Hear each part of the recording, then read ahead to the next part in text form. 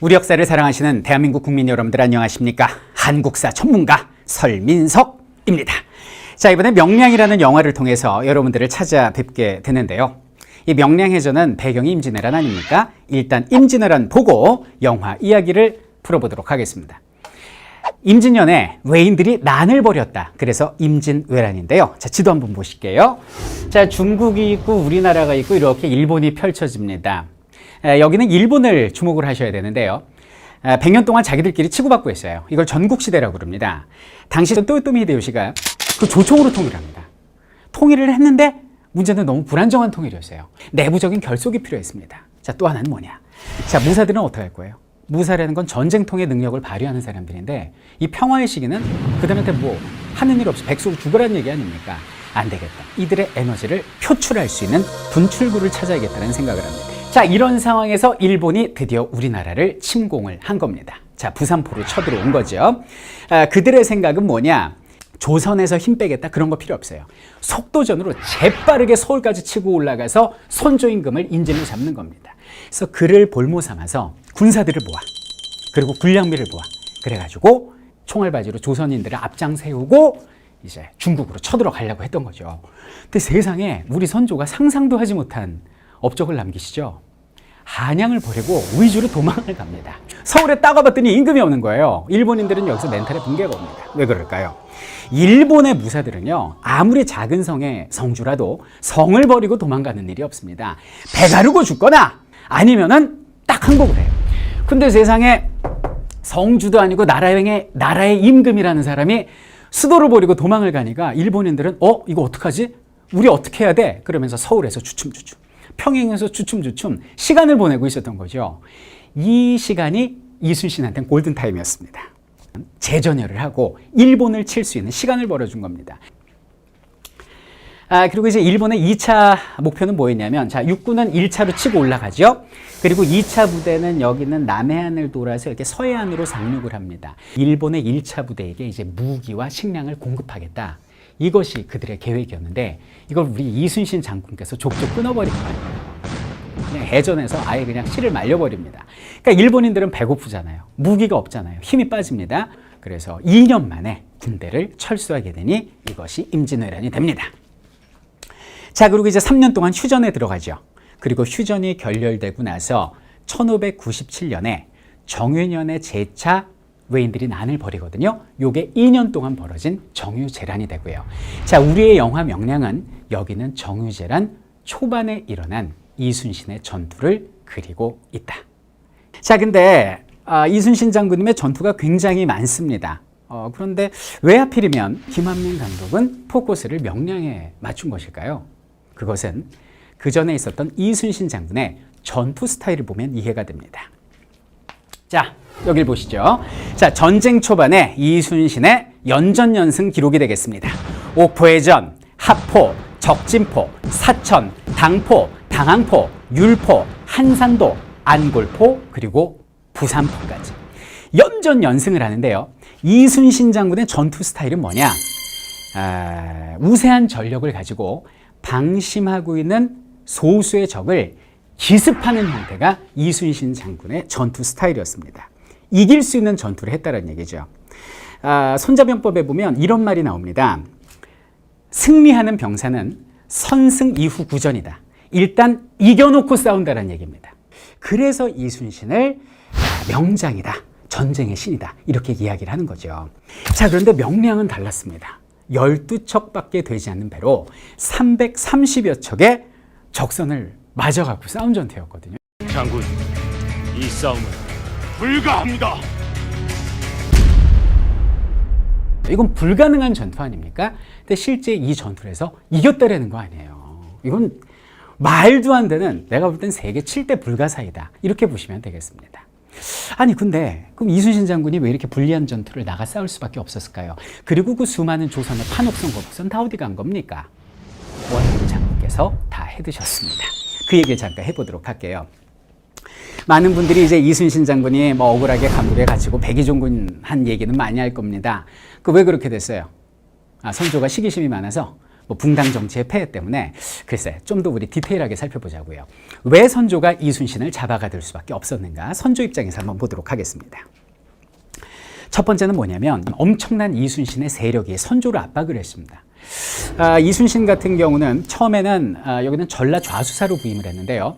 전공을 세우자 충청, 전라, 경상을 아우르는 삼도수군 통제사가 됩니다. 그리고 주변 내륙에 있는 70여 개 고을의 행정권과 군사권을 모두 다 잡게 된 거죠. 백성들은 이순신 근처에 가면 안전하다고 그래서 모든 백성들이 구름처럼 몰려들게 됩니다. 그러니까 선조는 어떻게 돼요? 굉장히 예민하거든요. 의심 많고 시기심도 많은 사람이에요. 본인은 의주로 도망가려 했던 비겁의 아이콘으로 백성들한테 낙인 찍혀 있는데 이순신은 무슨 왕처럼 해상 왕국을 만들고 거기에 왕처럼 군림하고 있는 것처럼 보인 거죠. 밖에 외가 적이라면 안에는 이순신이라는 또 하나의 적이 서서히 크고 있다라고 선조는 압박감을 느꼈던 것이죠. 자, 또 하나. 선조 입장에서는 굉장히 오만하고 방자한 장수라고 생각을 했습니다. 선조의 아들이 누구냐면 영화로 나왔던 광해예요. 광해가 이제 전장을 뛰어다니면서 의병을 진두지휘하는데 이순신한테 편지를 보냅니다. 묵과를 실시할 테니까 장군은 병사들 좀 뽑아가지고 오세요. 이순신이 뭐라 그러냐? 지금 전시 상황입니다. 제가 갈 수 없으니까 한산도에서 제가 묵과를 치르겠습니다. 이렇게 얘기를 합니다. 여러분들, 묵과 과거 시험은요, 임금님이 주관하는 시험이에요. 이거를 선조나 광해군 입장에서는 어떻게 받아들일 수 있겠습니까? 위협으로 다가왔던 겁니다. 자, 그래서 선조가 벼르고 있었습니다. 꼬투리 잡으려고 그랬죠. 그때 제대로 사건이 터집니다. 자, 휴전이 결렬되고 이제 정유재란이 시작된 거예요. 첩보가 들어왔습니다. 일본군 가토기요마사가 이끄는 수군이 여기를 부산으로 밀고 들어온다는 겁니다. 선조는 이순신한테 함선을 이끌고 나가 맞아 싸우라 그랬어요. 여기에 이순신이 거부를 합니다. 이유는 뭡니까?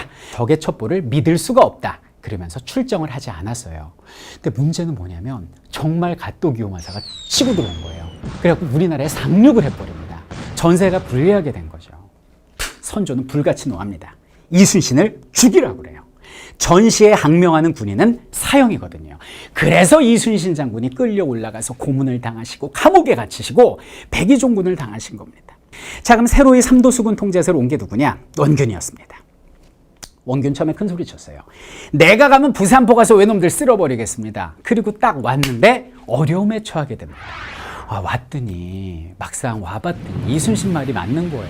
부산포는 너무나 위험한 지역이었어요. 자, 임금은 나가 싸우라고 그러지 나가면 죽을 것 같지. 그러니까 안 나가고 너무 못한 거예요. 그러니까 임금의 명령을 받은 도원수 권율 장군이 와서 왜 안 나가는 거야? 이거 엎드려 그래가지고 부하 장군들 보는 앞에서 그냥 곤장을 때려버리는 거 아닙니까? 오늘날로 따지면요, 합참의장이 해군 참모총장 엎드려 뻗쳐 시켜놓고 몽둥이 찜질한 거하고 똑같아요. 지금 전시 상황이 뭐예요? 그럼 우리나라 수군의 사기는 뭐가 되겠습니까? 그래서 원균 장군은 어쩔 수 없이 이제 출정했다가 부산 칠전량 바다에서 대패한 거 아닙니까? 선조는 생각했습니다. 원균이 패했어? 우리 조선 수군이 강한 게 아니라 이순신 장군의 지도력이 뛰어났던 것이구나. 안 되겠다. 이순신을 다시 내보내야겠다. 장군, 내 무슨 할 말이 있으리요? 내 무슨 할 말이 있으리요? 나라를 위해 싸워주시오라고 얘기를 합니다. 자, 나라는 이순신을 버렸지만 이순신은 나라를 버리지 않습니다. 알겠습니다, 전하. 그러면서 삼도수군 통제사로 다시 왔어요. 왔더니 세상에 12척 남은 게 답니다. 선조가 조심스럽게 편지를 보내옵니다.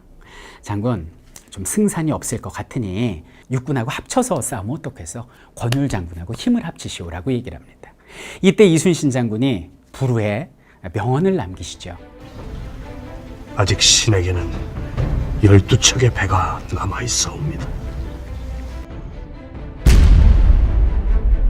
자, 승산이 없는 전투입니다. 이순신 장군님도 사람이다 얼마나 두려웠겠습니까? 근데 영화에서 그는 이렇게 말씀하십니다. 두려움을 용기로 바꿀 수만 있다면. 그리고 병사들을 모아놓고 이렇게 말씀하시죠. 병법에 이르기를 반드시 죽고자 하면 살고 반드시 살려고 하면 죽는다 하여도 또 한 사람이 길목을 지키면 1000명도 두렵게 할 수 있다 했는데 이는 오늘의 우리를 두고 이른 말이다. 두려움에 맞서는 자 역사를 바꿀 것이다 라고 말이죠. 저는 시나리오를 읽었는데요, 굉장히 감명 깊었습니다. 마치 제가 417년 전으로 돌아가서 그 진도 앞바다 산 위에서 백성들과 함께 실제 전투를 바라보는 듯한 착각을 느꼈습니다. 자, 그날 그 현장에서 과연 어떻게 우리가 승리할 수 있었을까요? 영화를 통해 확인해 보도록 하겠습니다. 12척의 조선대, 330척의 왜군, 역사를 바꾼 위대한 전쟁이 시작됩니다.